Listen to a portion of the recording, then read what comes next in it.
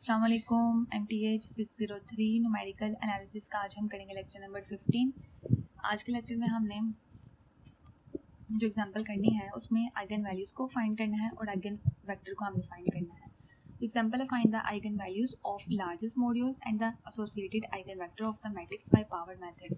Start करते सबसे पहले हमने लेट कर लेना एक इनिशियल वेक्टर जिसकी सारी एंट्रीज 1 1 1 होनी चाहिए और वेक्टर हमें पता है कि एक कॉलम मैट्रिक्स को ही हम वेक्टर कहते हैं। अब इस मैट्रिक्स ए को उसी वेक्टर से आपने मल्टीप्लाई करना है। मल्टीप्लाई करेंगे तो ये नया वेक्टर आ जाएगा। सो मल्टीप्लाई करेंगे रो 1 को इससे मल्टीप्लाई करेंगे, फिर रो 2 को इससे मल्टीप्लाई करेंगे, फिर रो 3 से इससे मल्टीप्लाई करेंगे। 2 को 1 से मल्टीप्लाई किया तो 2 आएगा, प्लस 3 को 1 से मल्टीप्लाई किया 3 आएगा, प्लस 2 को 1 से मल्टीप्लाई किया इस 2 को इस 1 से मल्टीप्लाई किया 2 आ गया। तो यहाँ पे क्या आ गया 7। तो ऊपर क्या आएगा हमारा यहाँ पे 7। इसी तरह रो 2 को इन सब से मल्टीप्लाई करेंगे 12 आ जाएगा, रो 3 को इन सब से मल्टीप्लाई करेंगे तो 14 आ जाएगा। उसके बाद अगला स्टेप क्या करना है? अगला स्टेप ये होगा कि अब ये जो मैट्रिक्स आया है ना, इसमें से आपने आइगन वैल्यू को सेपरेट कर लेना है और आइगन वेक्टर को आपने सेपरेट कर लेना है। वो किस तरह करेंगे? इन सारे एलिमेंट्स में से आपने एक सिंगल वैल्यू को कॉमन ले लेना है, बाहर ले लेना है कॉमन, ठीक है। बाकी अंदर जो वैल्यूज आएंगी वो आपने लिख लेना है। जैसे कॉमन क्या लेंगे, आपने याद रखना है कि इन तीनों एलिमेंट्स में से जो सबसे बड़ी वैल्यू होगी ना उसको आपने बाहर कॉमन ले लेना। तो सबसे बड़ी यहाँ पे क्या है 14 है, 14 को बाहर कॉमन ले लेंगे। जब हम 14 को बाहर कॉमन लेंगे तो ऊपर क्या आएगा? ऊपर आ जाएगा 1/2, ठीक है, क्योंकि 14 को इससे मल्टीप्लाई करेंगे तो दोबारा 7 आ जाएगा और यहाँ आ जाएगा 6/7, क्योंकि 14 को इससे मल्टीप्लाई करेंगे दोबारा 12 आ जाएगा। यहाँ पे आ जाएगा 1, क्योंकि 14 को हमने यहाँ पे कॉमन ले लिया है, ठीक है। और याद रखना है कि कॉमन वो वैल्यू ले ली है जो सबसे बड़ी होगी और दोबारा मल्टीप्लाई करने के बाद आपकी ये वाली सारी वैल्यूज दोबारा लाजमी आनी चाहिए। अब ये कैसे पता चलेगा कि अंदर हमारे यहाँ पे वैल्यूज किस तरह हम फाइंड करेंगे? यहाँ पे तो आ जाएगा 1, यहाँ तो हमने पूरी वैल्यू कॉमन ले ली, लेकिन यहाँ से किस तरह वैल्यूज आएंगे अंदर, ये तो हमें पता चल गया कि इसको मल्टीप्लाई करेंगे दोबारा 7 आ जाएगा, इसको मल्टीप्लाई करेंगे दोबारा 12 आ जाएगा। आपने याद रखना है कि इसको इससे डिवाइड करके देख लेना है, ठीक है। जो वैल्यू आ जाएगी वो आपने यहाँ पे लिख लेनी है। फिर इसको इससे डिवाइड करके देख लें, जो वैल्यू आएगी वो आप यहाँ पे लिख लें और वैल्यूज जो आएंगी वो पॉइंट में होगी, ठीक है। तो चाहे आप इस तरह डिवाइड में लिख लें और ज़्यादा इजी होगा कि आप पॉइंट में लिख लें, ठीक है, क्योंकि कैलकुलेटर में वैल्यू जो है वो आपके अशारी में आएंगी।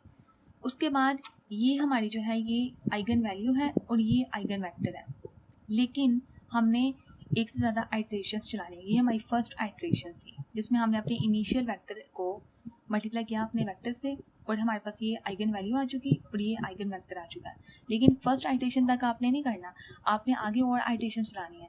या तो अगर आपके एग्जाम्पल में रिक्वायरमेंट होगी कि कितनी आइट्रेशन चलानी है फिर उसी के अकॉर्डिंग आप सॉल्व करोगे, लेकिन अगर आपको ना बताया जाए कि कितनी आइट्रेशंस आपने लिखनी है फिर आपने वहाँ तक आइट्रेशन कंटिन्यू करना है जब तक आपके दो आइट्रेशन के आइगन वैल्यू और आइगन वेक्टर्स एक दूसरे से अप्रोक्सीमेट इक्वल नहीं हो जाते।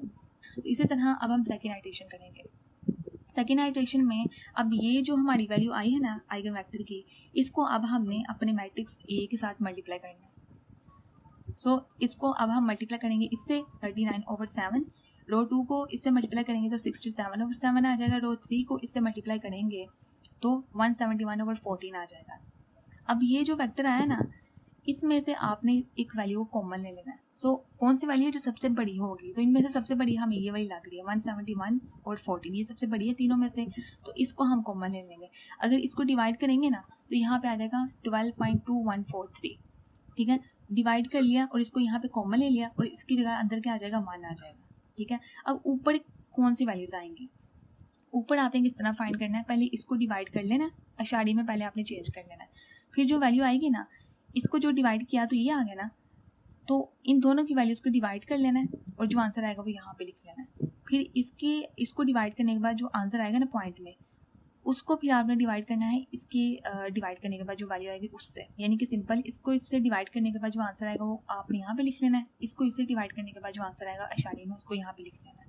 बाकी यहाँ पे हमारा 1 आ जाएगा क्योंकि इसको हमने कॉमन ले लिया बाहर, ठीक है। और फिर आपने ये भी देख लेना है कि मल्टीप्लाई करने के बाद ये सारी वैल्यूज आपकी दोबारा आनी चाहिए।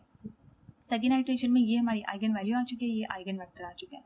थर्ड आइट्रेशन करेंगे। थर्ड आइट्रेशन में अब हम अपने मैट्रिक्स ए को ये जो आइगन वेक्टर आया है इससे हम मल्टीप्लाई करेंगे। तो यहाँ पे ये लिख लेंगे, फर्स्ट रो को इस सब से मल्टीप्लाई करेंगे तो आ जाएगा 5.263158, सेकेंड रो को इससे मल्टीप्लाई करेंगे तो आ जाएगा 9.175438, थर्ड रो को इससे मल्टीप्लाई करेंगे तो यहाँ पे आ जाएगा 11.935672। अब ये जो वेक्टर आया है इसमें से हमने अपनी वैल्यू को कॉमन लेना है। सबसे बड़ी कौन सी वैल्यू है, ये थर्ड वैल्यू सबसे बड़ी, इसको बाहर ले लेंगे और अंदर इसकी जगह क्या आ जाएगा 1।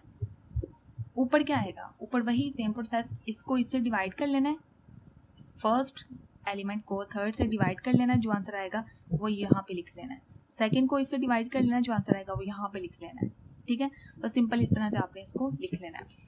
अब हमने साथ साथ कंपेयर भी तो करना है ना, ये थर्ड आइट्रेशन है, इसको हम कंपेयर करेंगे सेकेंड आइट्रेशन की वैल्यू से। तो इसकी आइगन वैल्यू ये आई है और इसकी आइगन वैल्यू ये आई थी, दोनों वैल्यूज मैच हो रही है, नहीं हो रही, यहाँ पे 12 है और यहाँ पे 11 है, नहीं हो रही। तो अब हमने अपने आइट्रेशन को कंटिन्यू रखना है। फोर्थ आइट्रेशन करेंगे। फोर्थ आइट्रेशन में अब हम अपने वेक्टर ए को मल्टीप्लाई करेंगे कि प्रीवियस आइट्रेशन से जो हमें आइगन वेक्टर की वैल्यू मिली थी इससे। ठीक है, सो यहाँ पे उस स्टेप को जो है मैंने नहीं लिखा, आपने इसको इससे मल्टीप्लाई कर लेना है तो ये आ जाएगा। ठीक है, रो 1 को इससे मल्टीप्लाई करेंगे तो 5.18814 आ जाएगा। रो 2 को इससे मल्टीप्लाई करेंगे तो 9.07006 आ जाएगा। रो 3 को इससे मल्टीप्लाई करेंगे तो 11.86036 आ जाएगा। इसमें से कॉमन ले लेना है, सबसे बड़ी वैल्यू ये वाली है, इसको हम बाहर कॉमन ले लेंगे और नीचे इसकी जगह क्या आ जाएगा 1 आ जाएगा। यहाँ ऊपर क्या आएगा, इसको इससे डिवाइड कर लेना, जो आंसर आएगा वो यहाँ लिख लेना है, इसको इससे डिवाइड कर लेना, जो आंसर आएगा वो यहाँ लिख लेना है। ठीक है, अब ये हमारी आ चुकी है आइगन वैल्यू, ये आ गया आइगन वेक्टर। फिर से कंपेयर करेंगे प्रीवियस आइट्रेशन की वैल्यू से। आइगन वैल्यू को अगर हम मैच करें तो 11.8 है, यहाँ पे 11.9 है, तो मैच नहीं हो रहा। अशारी के बाद कम से कम एक वैल्यू लास्ट में मैच होनी चाहिए, फिर ही आपका आंसर अप्रोक्सीमेट इक्वल होगा। ठीक है, तो हमारा आंसर मैच नहीं हो रहा। अब हम फिफ्थ आइट्रेशन करेंगे। फिफ्थ आइट्रेशन करेंगे तो अब हमारे पास ये जो आइगन वेक्टर है ना, इसको मल्टीप्लाई करना है वेक्टर ए से। ठीक है, तो यहाँ पे मैंने डायरेक्ट लिख लिया है। रो 1 को इससे मल्टीप्लाई करेंगे तो यहाँ पे आ जाएगा 5.16908। रो 2 को मल्टीप्लाई करेंगे इस वेक्टर से तो यहाँ पे आ जाएगा 9.04395।